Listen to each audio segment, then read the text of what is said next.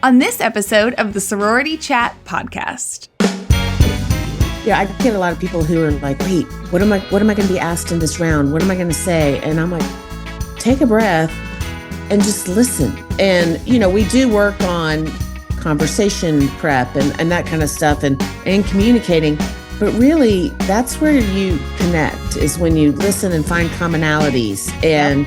And that is true in Rush or in anything. It really is. It's just listening. And you can find a commonality with ours is very glaring. Sorority Chat / Mad Rush. It's kind of glaring, but I'm sure that if we talked about, you can find a common thread with any person.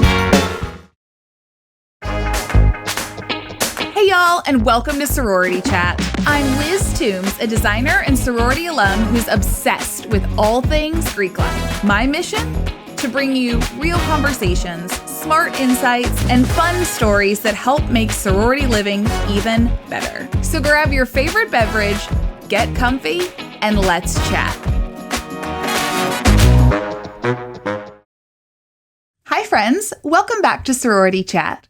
We just had a revamp, you may have noticed, so what do you think about that new look and the new intro? I couldn't think of a better first guest to have as we enter into this new chapter than Trisha Addicks. She is the original Sorority Rush consultant. Trisha joins me to talk about her company, It's All Greek to Me, and how she helps PNMs with all of her wisdom and knowledge that she's learned over the years about recruitment. Trisha has her podcast, Mad Rush, and I had the pleasure of being a guest on that show. And during that time, we really connected with each other. She has a tremendous passion and heart for helping college-age students. And while our work may be very different, it is still similar in that we are alumni giving back to the Greek community. I think she has a lot of really great and valuable information to share with you, and I hope you enjoy today's episode. Hi, Trisha. Thanks for making time to be on Sorority Chat.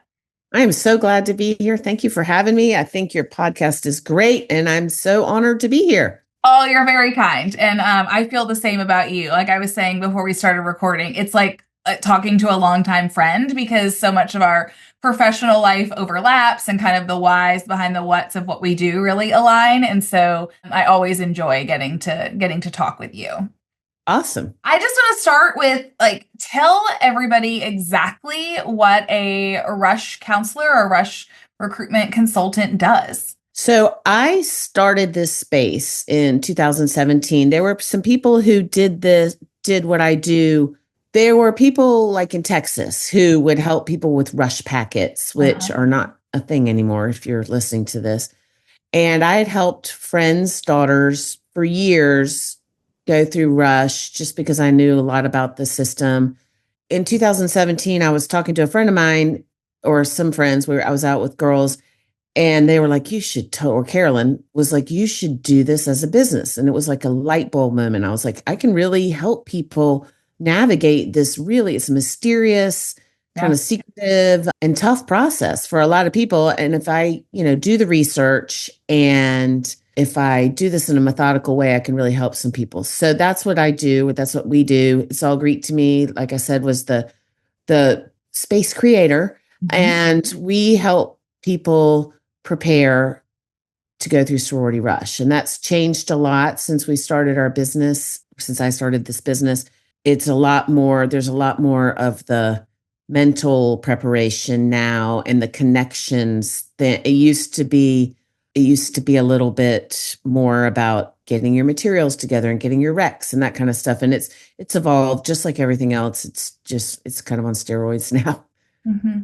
It really is. And I can see why there's a need for someone to help provide some guidance in going through, because I didn't have any idea what I was doing. I don't remember even what it required to sign up. There was really nothing that was sent in. So I went through recruitment at the University of Kentucky. It would have been 2001. And so we just went and, did all the things. And now it's changed so much. Like you said, there used to be packets and now there's videos at some campuses and all these things. And so I only first met someone in this counselor space probably about 2017. And I was like, I've never heard of such a thing. Like, this is a fascinating business. And then, I see you on the Rush documentary and I'm like, oh my gosh, like this really is a thing. Like, this is so interesting to me. And just how do people even find you to start to get your help to prepare?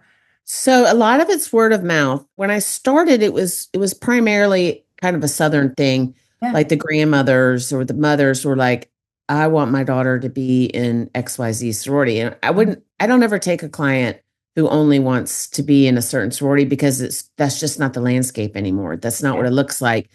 But Bama Rush, so it was all word of mouth until Bama Rush, and then people became aware of it.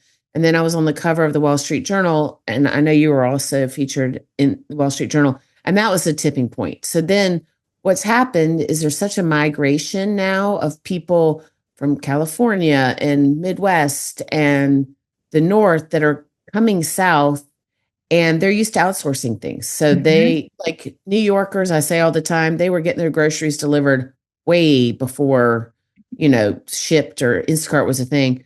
So they're like, okay, we need help. And so finding us in particular, that the Wall Street Journal was the tipping point. And then, there's been a ton of media since then. I think that's so neat. And that's such a good insight that the people in those like geographical areas were used to outsourcing. And so they were really comfortable, finding someone who knows how to do it better and then getting their help. I grew up in Kentucky. I'm in Tennessee now. And I always say like everything's always like 10 years behind. And so just like you're saying, like the whole grocery delivery thing hadn't even been a thing for that long for us. But yeah. So one thing I do notice, you always call it rush. I have been conditioned to call it recruitment. Let's talk about the verbiage difference. Yeah. So when we were talking earlier about Circes and Sussies, I did get a towel from somebody that said it's rush, not recruitment. So this gets me in a lot of trouble and I get heat, and I really do understand the need to change these words. It's one of my faults. I'm not gonna lie. It's just sorority recruitment is a lot longer to say, and people a lot of times don't know what I'm talking about. So I use the word rush. I should not. I'm just gonna say it. I shouldn't. But I do. It's sort of like the PNMs, which is potential new members, which is the people going through rush, used to be called rushies. I do say PNMs because that's shorter than rushies. I don't have an excuse. I should. There you have it. Well, I didn't mean that in a way to call you out. No, I didn't take it away. I'm just saying, I do get a lot of heat, and I get a lot of heat from women who have worked really hard to change that word. Yeah. And I get it, and I'm sorry, but it's just easier for me, and it is more people. That's what they're used to hearing, and so it makes it's an easier explanation, honestly. Yeah. Yeah. So, and I get it, like just saying whatever word is shortest, right? To get to the point and to move on through the conversation. And I don't even know the history of the verbiage as to why it was called rush and rushies and then why it changed. Like, do you know that? So I do think that it used to be that the sororities were rushing to get the prettiest, this is way back in the day, rushing to get the prettiest girls, and it was all a rush. But recruitment, I think, came from, you're recruiting people in a more methodical way. It's not like a kind of a vapid rush thing. But like I said, I understand where it's coming from, and I should do it. But I also, it's just my opinion, I don't feel like I am hurting anyone. I would not do it if I thought I was hurting someone by calling it rush. Understood. Yeah. I don't, there are a lot of things that I have worked really hard to change just because there are some things in history that I don't want to say, but I mean, nothing crazy, but but rush, I don't feel like I'm hurting anybody.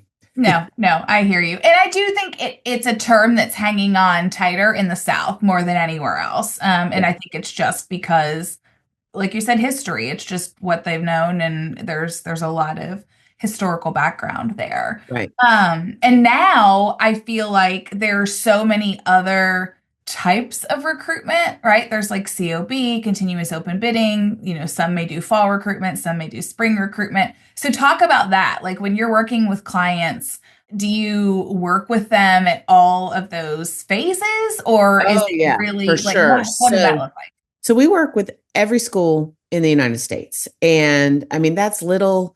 I got an email just this morning from someone who was like, my daughter had a terrible experience. She didn't even tell me what school it was. She went to a small school and I didn't know that she should have prepared. And so now my next daughter is going through and she wanted to hire us. And I told her, and I'm telling you, like, it's much less about the time of the year or the school, or then it's just you got to intentionally prepare no matter what you're doing. And so we do work. I will get a lot of calls as soon as spring rush is over or recruitment from parents or daughters who had an unfavorable result. And so then we'll start to work with them on COBs. And we do work with spring rush and fall rush. It's the same kind of preparation. The outfits are different, but it's the same thing. It's really, like I said, the landscape has changed a lot. It's really important to intentionally prepare in this particular environment. Yeah. I mean, preparation is never a bad thing, no matter what you're doing, and it only can set you up for success, whatever it is that looks like. So, Yeah. I think it has to be really valuable. And I've heard you say this on some of your podcast episodes, but there's value in a third party person advising this teenager, this college student on what to do, because it's not a parent, specifically not their mother. And so they don't have on those like blinders and like, oh, you don't know what you're talking about, mom. They're talking to you who truly knows what you're telling them. Yeah. And that level of trust, I say, you said you heard me say it. I say it all the time. The very best mother-daughter relationships, it's a tough thing to withstand, giving advice in this high stress time. You don't want to hear it from, I mean, these girls do not want to hear it from their moms. I have a good friend whose daughter is going through rush right now. And I will say something to the daughter with whom I'm also close. And the mom will be like, wait, I just said that to her. You didn't listen. And I'm like, yeah, it's because it's coming from me. And I'm not bragging, but she knows that I know what I'm talking about. And I say that in my timeout with Trisha. I know what I'm talking about because I do. Yeah. And so it's very beneficial to listen to me, or my mentors, because we do know what we're talking about. Yeah, and it absolutely. does take out that level of mother-daughter. It doesn't even have to be a bad thing, but the parent's job, I always say, is to support your daughter, not give advice. Yeah, that's very true. And there's a lot of other things going on within that relationship. So it's nice to kind of pull this piece out. We keep talking about all these terms like COB and PNM and all that. And I just had been on a webinar a couple weeks ago with NPC, National Panhellenic, and a lot of that verbiage is going to change. I don't know if you saw that too. So we'll be learning all new acronyms here and tightening up some verbiage even more, I suppose. And because I'm old, those acronyms will probably not be on my podcast. I know, same here.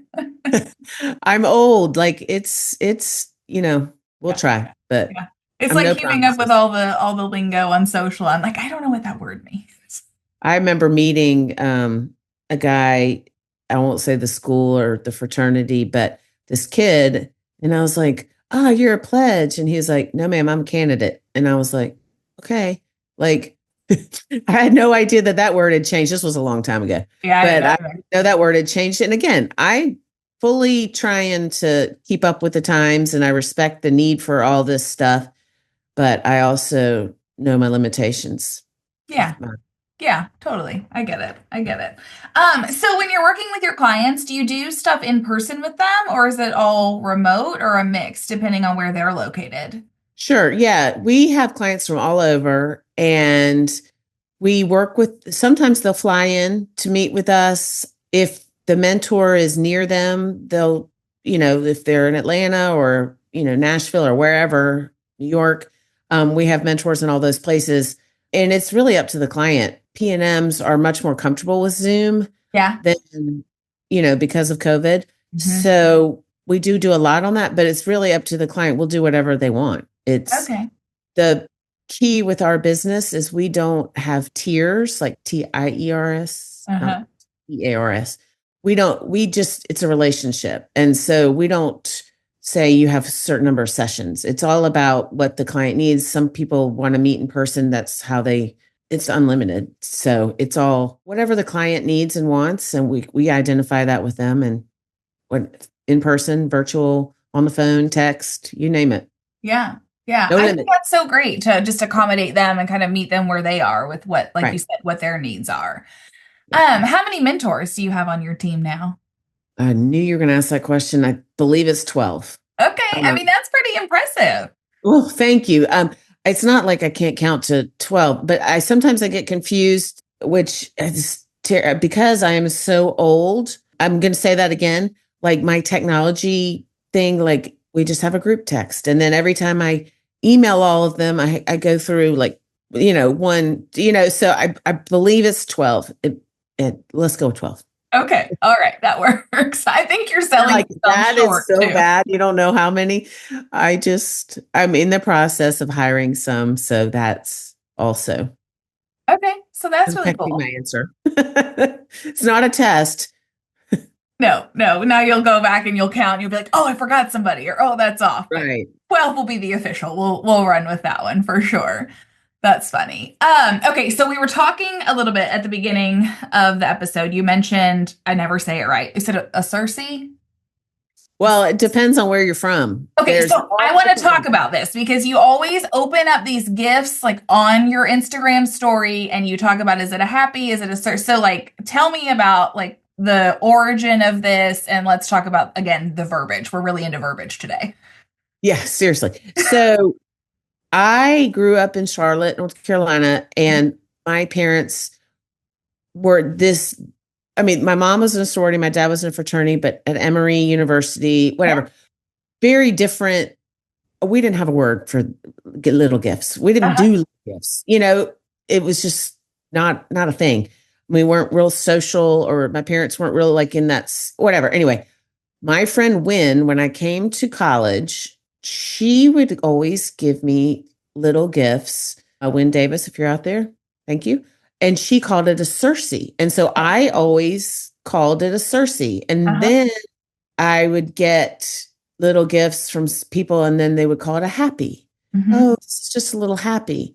And then when I posted Circe, the first time I opened up a little gift, and feel free to send me gifts and we can work on this. I'm happy to go, open up gifts every day and we can discuss this. But someone sent me a note or a DM. She's like, I'm from Texas, and we call it a sussy. Anyway, it's just a word, but it's, I think, geographically / what you grew up with, or you may not have a word for it, like I didn't until I met Wynn. Okay. Yeah. I think that's so funny. I think I've always called it like a little happy, or just like a little like thinking of you kind of gift. But yeah, I just noticed that on your people Instagram. Are very opinionated about it in a good way. I think it's hilarious. Sort of like Thanksgiving. I think I said dressing instead of stuffing. And there was some discourse on that too. See, that's funny because I have always said stuffing, and I caught a lot of flack this Thanksgiving and was told, no, it's dressing. And I was like, oh, well, actually, technically, if it's in the bird, it's stuffing. And if it's not, that, but everybody has it's geographic. You're wrong, though. You're wrong. It's everybody, but I'm right. So there's that. Yeah, no, you're right. You're right. Oh, that's funny. Well, good. Well, thank you for solving that little gift.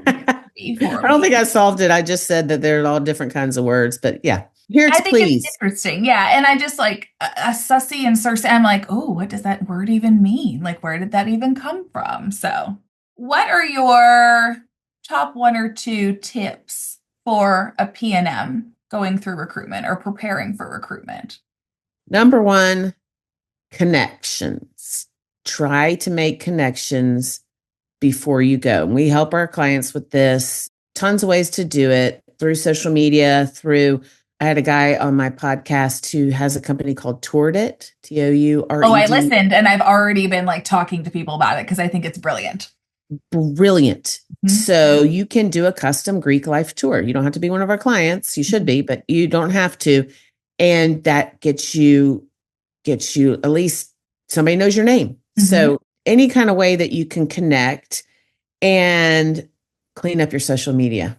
100%. That's actually before the connections. I got a call today from someone who went through Wake Forest Rush Mhm. and did not have a successful rush.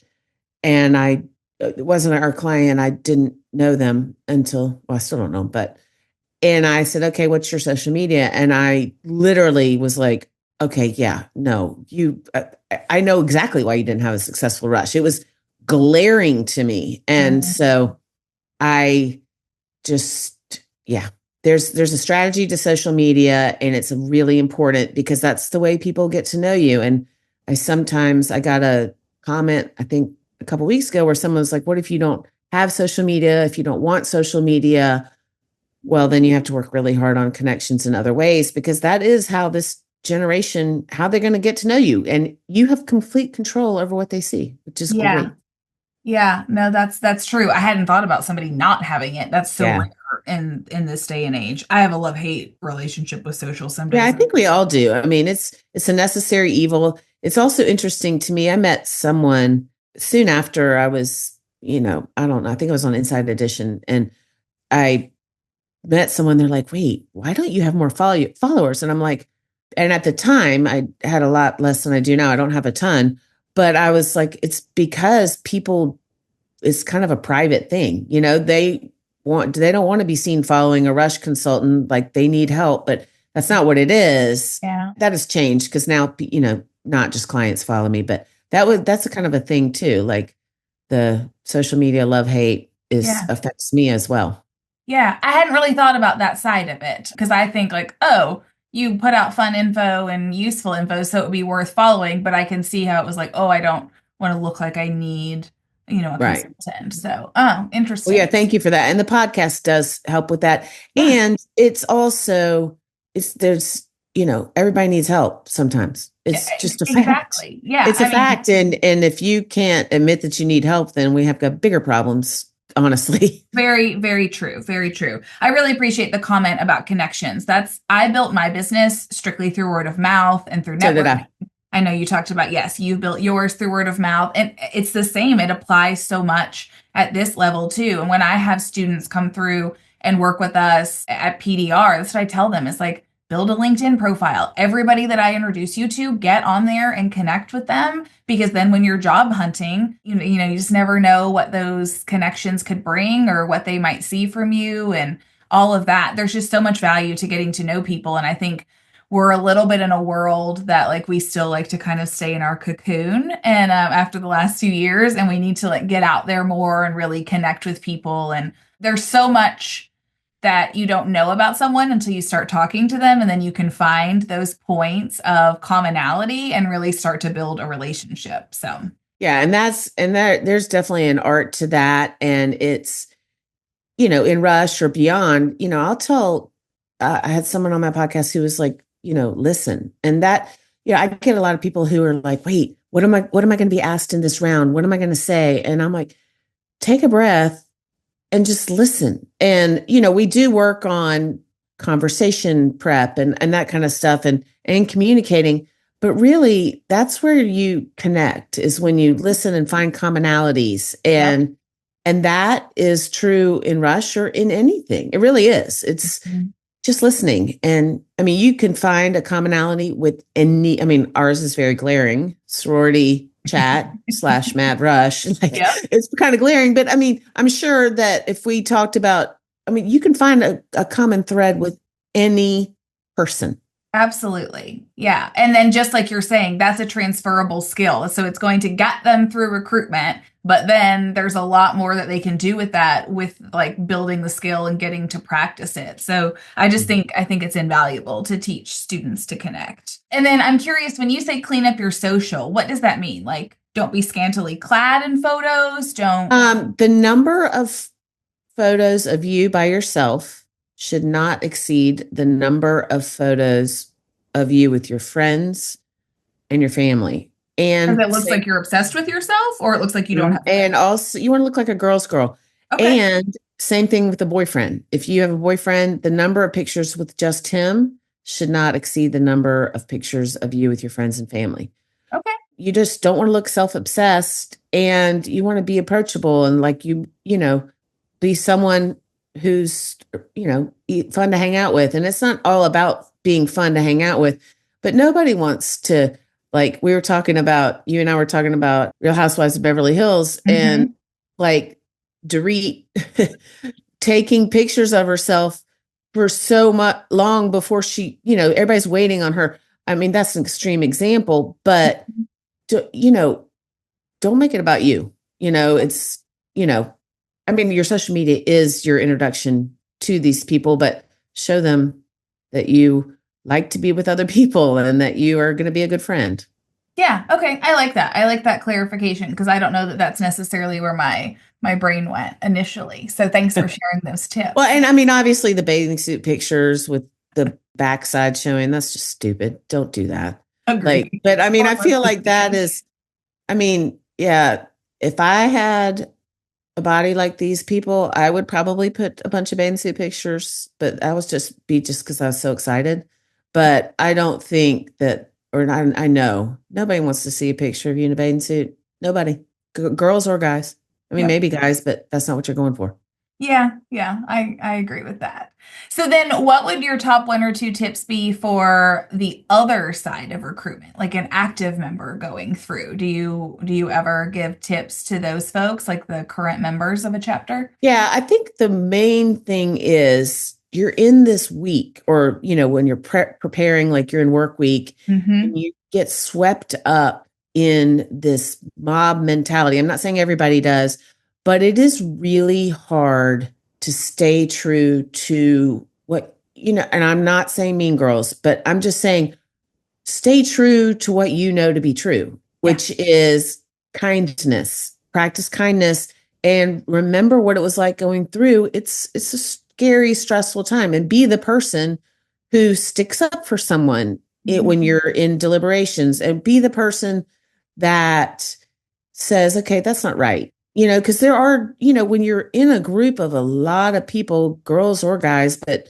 in particular, girls in such a heated, or not a heated, it can get heated, but in this environment where you're just in a room with a bunch of girls judging, for lack of a better word, just remember who you are and why you wanted to be a part of this to begin with, and then stand up for yourself and others. I think all of that's very good, and it's obvious why you're so good at your job, and why these folks are coming to you and why you've had so much success.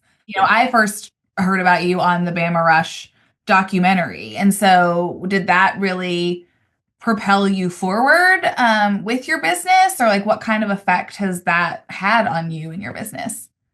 I think it made people aware of, that this business exists. It didn't really I think people were a little confused after watching Bama Rush a little bit. And so Rush consultant part wasn't the part that was confusing them. No. And so the tipping point was the Wall Street Journal article.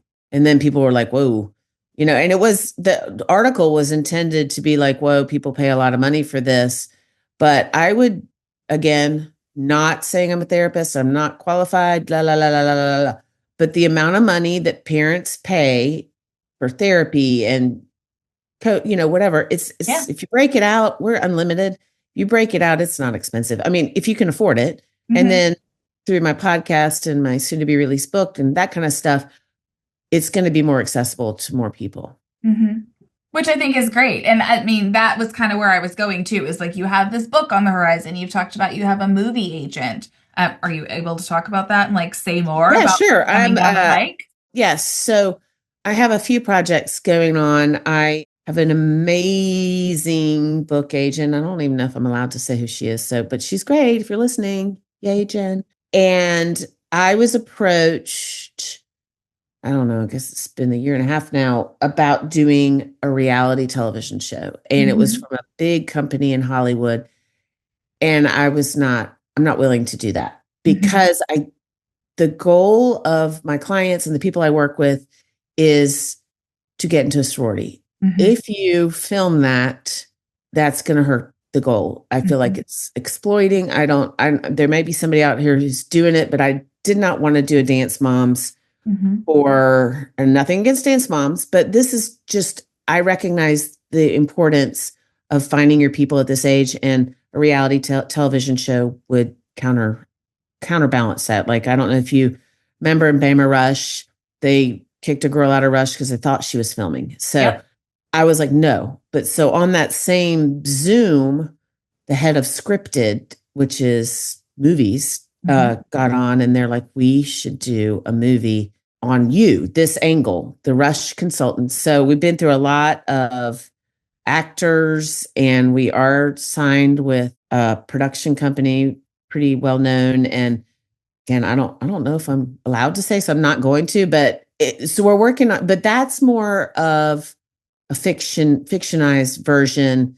and it's not actual clients. So we're working on that. And then, which is super fun. It's like, I love the Hollywood aspect of all this. It's really fun. Yeah, I think that's really cool. And, you're protecting the integrity of what you're doing by making that fiction. So when does the book come out?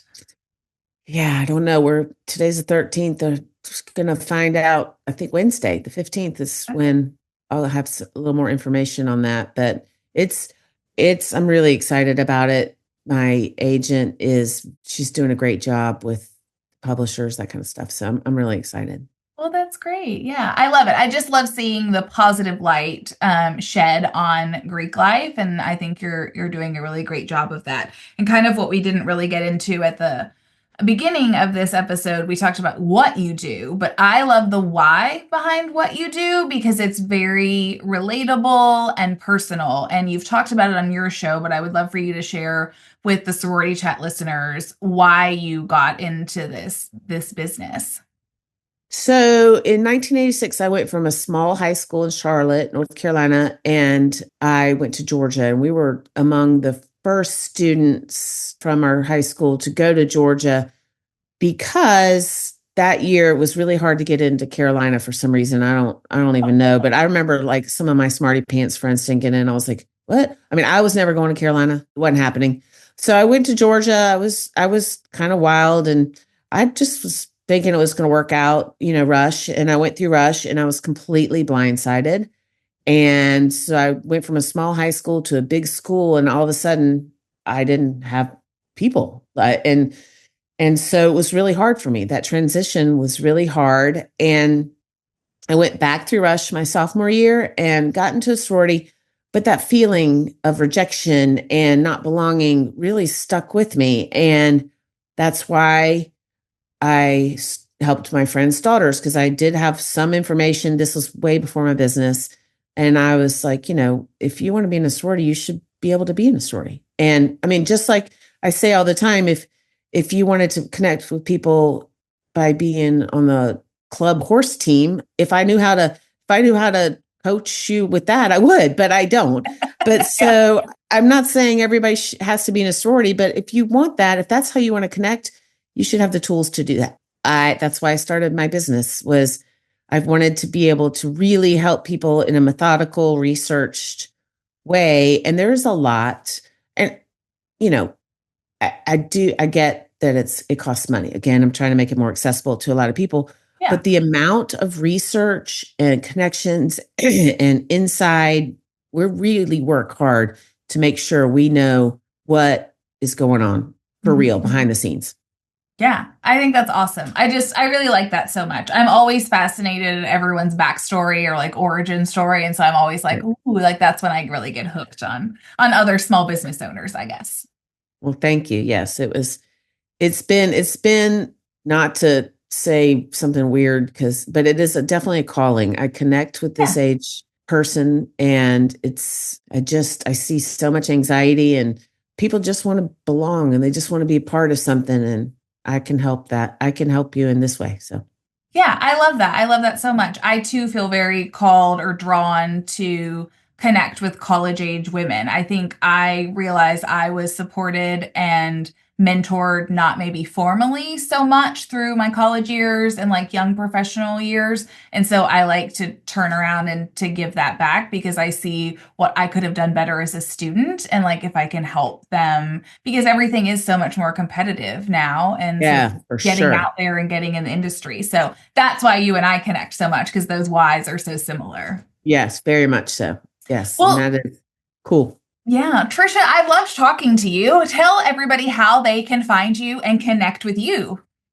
So you can listen to Mad Rush with Trisha Addicks podcast wherever you get your podcasts. My Instagram is at Rush with Confidence, and I'm always available via email, which is rushwithconfidence@yahoo.com. But I'm here for you. Awesome. Well, thank you so much. It was great to Thank talk you so with much. It was great to be here. I'm super, super glad to know you now and have you in my world, and I appreciate being on here. you. Likewise.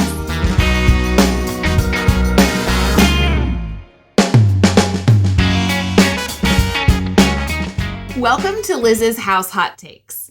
This is where I take the lessons I've learned over the last 16 years of designing Greek houses and offer you my pro tips.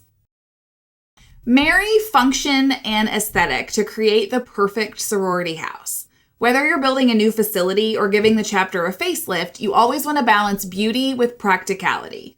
It's really easy to get caught up in the shiny Instagram, TikTok world of sorority houses these days. But don't forget about stylish storage solutions, making sure your fabrics are durable and stain repellent, and creating layouts that encourage camaraderie and sisterhood. It's the whole point of being there.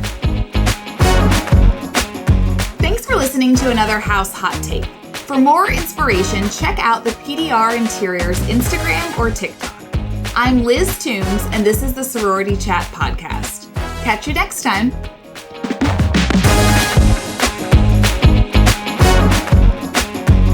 Thank you so much for tuning in. If you're listening on a podcast platform, make sure to follow the show so you never miss an episode. And if you got something out of today's conversation, we'd love for you to leave us a 5-star review. It helps us reach more listeners just like you. If you're watching on YouTube, be sure to check out this video right here or this one over here. And don't forget to like and subscribe. It really helps us out. On that note, I'm Liz Toombs with Sorority Chat, and I'll see you on the next one. This podcast is produced by Collier Landry for Don't Touch My Radio. Copyright Liz Toombs.